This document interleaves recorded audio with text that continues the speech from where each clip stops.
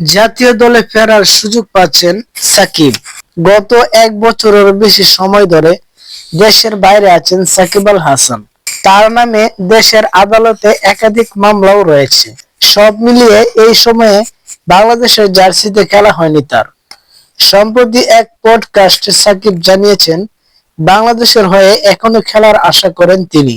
বাংলাদেশের হয়ে সাকিবের খেলা প্রসঙ্গে আজ বিসিবির মিডিয়া কমিটির চেয়ারম্যান আমজাদ হোসেন বলেন, সাকিব আল হাসানের ফিটনেস এবং বর্তমান ফর্মের কথা বিবেচনা করলে আমার মনে হয় তিনি আরো অনেক বছর খেলা চালিয়ে যেতে পারবেন।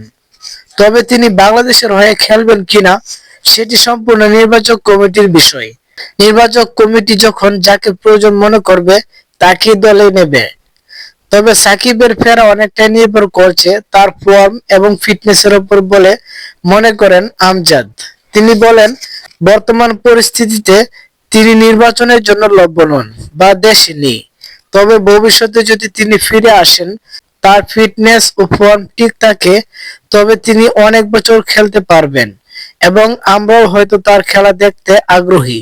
সাকিব অতীত আওয়ামী লীগের নির্বাচিত সংসদ সদস্য ছিলেন। তার রাজনৈতিক অবস্থান অনেকটাই প্রভাব ফেলেছে তার ক্রিকেট ক্যারিয়ারে।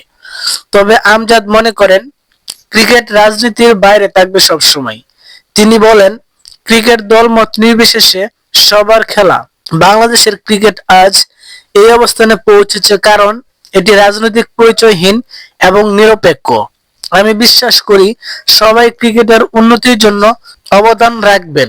আমরা আল্লাহর ইচ্ছায় এখানে এসেছি এবং তিনি চাইলে ভবিষ্যতেও থাকবো। সো ফ্রেন্ডস, ভিডিওটি আপনাদের কাছে কেমন লাগলো? আপনি কি চান সাকিব আল হাসান লাল সবুজের জার্সিতে আবারও বাংলাদেশ জাতীয় দলে খেলুক? অবশ্যই কমেন্টে লিখে যাবেন। আর যারা সাকিব আল হাসানকে ভালোবাসেন তারা ভিডিওটিতে একটা লাইক দিয়ে চ্যানেলটিকে সাবস্ক্রাইব করে দিবেন। ধন্যবাদ। আসসালামু আলাইকুম।